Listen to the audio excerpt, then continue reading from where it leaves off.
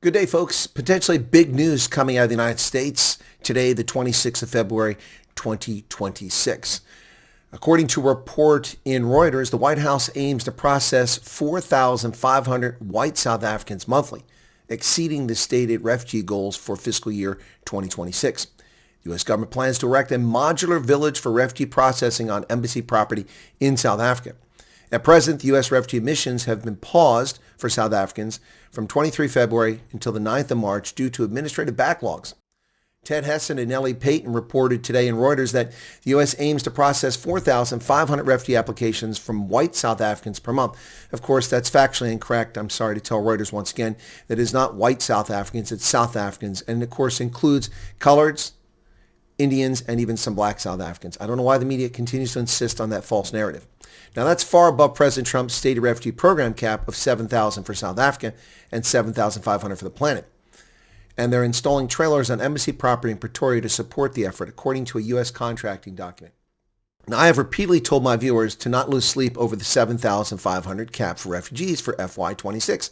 That is a planning figure, and that our country habitually ignores that figure, either overshooting it or undershooting it.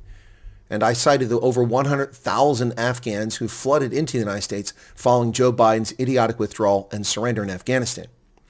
Now, folks, if this reporting is accurate, and assuming the United States can manage this level of processing within South Africa, not an insignificant challenge in itself, and attaching a resumption date of 10 March, if the departure rate equals the processing rate with a modular village, 4,500 refugees per month is 150 departures a day, a level recently exceeded on several dates in February. So it's plausible. So with that in mind, March could be 3,000 refugees, a figure likely exceeding the entire total of South Africans who have arrived here since May 12th of 2025. To date, through January 31st, 2026, the most recent data available from the U.S. government, approximately 1,987 South Africans have arrived in the United States. Now, with 6.5 months left in fiscal year 26, that would work out to an additional 30,000 refugees arriving here between March and 30 September 2026. Again, a word of caution. Processing cases is not the same as flying people out of country. So I suggest a degree of caution at the moment. Before we all get too excited, this is all based on a contract posted to justify a no-compete bid for services on embassy property in South Africa. It could happen, but as we've seen, the carpet gets ripped out previously, several times. Few refugees arrived here in fiscal 2025, less than 400 in total from South Africa. The Democrat-forced government shutdown on travel from the 26th of September until the 17th of November. Flights canceled in January for a number of refugees with no explanation whatsoever. And the sudden administrative halt from the 23rd of February to the 9th of March. Several times, South African refugee aspirants have had the carpet pulled out from under them. Hessen and Payton write, the contracting document posted to the U.S. government database on Wednesday explains the rationale for awarding the contract for the trailers without a competitive bidding process, stressing an urgent need for a secure site. I should mention that, having a lot of experience in government contracting and acquisition, that the government must make competitive bids available. There are exceptions for this, and in this case, security is the exception. The U.S. government needs this quickly, so a no-compete bid can be put out there. The need for safe, secure location was made abundantly clear by the Vienna Convention violations that occurred on Geloftedag, Unification Day, a national holiday in South Africa, when the South African government pretended that they had uncovered an illegal operation taking place in Woodmead in Johannesburg. Now, the only problem with their story is that the location, the activity, and the diplomatic status of all U.S. personnel was known to the South African government, which issued them the visas to come there, as well as the request for work visas from the Kenyans that came to work in South Africa. They came on tourist visas and requested a work visa. It was denied. They did an appeal. The appeal was not sent to the Kenyans in South Africa, but rather to the High Commission in Nairobi. The Kenyans weren't in Nairobi. They were in South Africa, thereby an intentional effort to not inform them that their final appeal had been rejected, setting them up for an arrest. Now, that immigration raid by South African authorities working overtime on a public holiday at a previous U.S. refugee processing site on a commercial property in Johannesburg has forced the United States government to consider a more secure location after, in the words of the contract, operations were compromised, because they were. The South African government frequently cites the Vienna Convention, but then conveniently ignores it when doing so suits their needs. 7 Kenyans working as contractors for Church World Service, a U.S.-based refugee resettlement group, through its subsidiary RSC, the Refugee Support Center, based in Kenya, were arrested for allegedly violating their visa terms, while 2 U.S. refugee officers were briefly detained in violation of the Vienna Convention. There was no basis to detain them, and there certainly was no basis whatsoever to steal their passport and dox these government officials on social media. A criminal act and a violation of international norms for which the South African government has not been called to account to date. The blatant violations and cooked narrative made it abundantly clear that Pretoria will not respect refugee processing on its soil unless it's refugees from Somalia, the DRC, or elsewhere in Africa that they want to get rid of, that they want to get out of South Africa. Then they'll let you process them through the United Nations.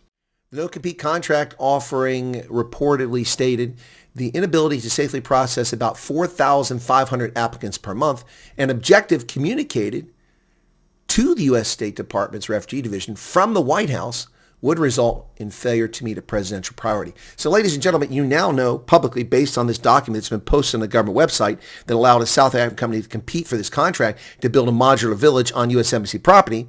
I know that was a mouthful, but we now know that the president's stated goal was 4,500 applicants per month. Wow, that should surprise a few people.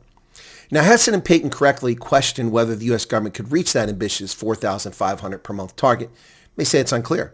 The State Department, as we previously mentioned, canceled all travel from 23 February to 9 March due to operational factors. And for those of you involved in this frustrating program, you know that the whole thing has been screwed up in so many aspects, which I've reported on endlessly. And we've had to deal with a lot of issues where people have applied ages ago and they're sitting around, nothing's happening. People come later and they get processed and they get sent through. The case being no more urgent, just a question of who put a stack of files here and who's handling what, and they're screwing it up. That is most likely the reason for the operational pause. The contracting document said a South African company had received a no-bid $772,000 US contract to supply and install 14 prefabricated modular buildings as part of a temporary modular village on an embassy property in Pretoria. So what does that mean, folks? That could be bad news for South African refugee aspirants. What do I mean by that? If in future the U.S. government decides to process refugees exclusively at this prefabricated modular village on U.S. Embassy property in Pretoria, that means that Cape Town and Joburg will no longer be processing sites, most likely, unless they decide to do this in consular facilities on those locations. I don't know that to be the case, but reading the tea leaves, the contract, one contract, no compete, no bid, was put out there for one location, not for Cape Town, not for Joburg, not for PE, not for Durban. So, in future, this may place an additional burden on many refugee aspirants. Now, everyone will have to travel to Pretoria if, in fact, my analysis is correct. Based on the information available, that would be the most likely outcome. Now, the authors state that in a WhatsApp group for South Africans to share information about the program, one applicant said they had an interview this week in a trailer-like structure at an embassy property and that more trailers were being prepared, suggesting that the site was already operational. Now, folks, it's a shame that aspiring refugees choose to violate their non-disclosure agreement and endanger other people's lives or their chance to get out of South Africa. We've already seen what happened at Woodmead on the 16th of December. Loose lips sink ships. One can only hope that such selfish, thoughtless, and reckless people come to their senses and shut their cake holes before others are harmed as a result of their callous disregard for the safety and well-being of their fellow South Africans and the Americans who assist them. So a lot of ifs, some buts, no candy and nuts in this story. There is a contract and a modular village being constructed in South African embassy property for 14 little modular units to process refugees. It would appear that the U.S. government intends to ramp up processing to 4,500 people per month and presumably evacuate and fly those 4,500 people out every month. If that's true, and if this begins to process and fly people out on the 10th of March, which seems to be the indication, that would be 3,000 additional refugees in March, more than the entire total thus far after 10 months. And by the end of the fiscal year, it will be a total of 30,000 refugees. Now, that's a far cry from 2.8 million Afrikaners and 4.8 million whites and another 8 million coloreds and 1.3 million Indians, all of whom qualify for this program, many of whom will never come to America and have no interest. But whatever the case is, it's still a small number. But nonetheless, Compared to its existing pace, it appears this program is going to ramp up significantly, as we've been predicting. Now we have some degree of evidence to indicate that is the situation. What say you, South Africa? Mzansi, once again, to be clear, I'm not asking anyone or encouraging anyone to leave South Africa. It's heartbreaking that people would want to leave their homeland. But I understand the circumstances that many South Africans find themselves in, being victims of racial persecution and abuse by a majority that immorally oppresses a minority. I get that. At the same time, I'm not telling you not to come here. If this program suits your needs, that's a personal choice for you. It will divide families. It's not an easy road to hoe. You start from the bottom, and you have to move quickly to get your feet on you. But that's your call, not mine. It's up to you, folks. God bless. Take care.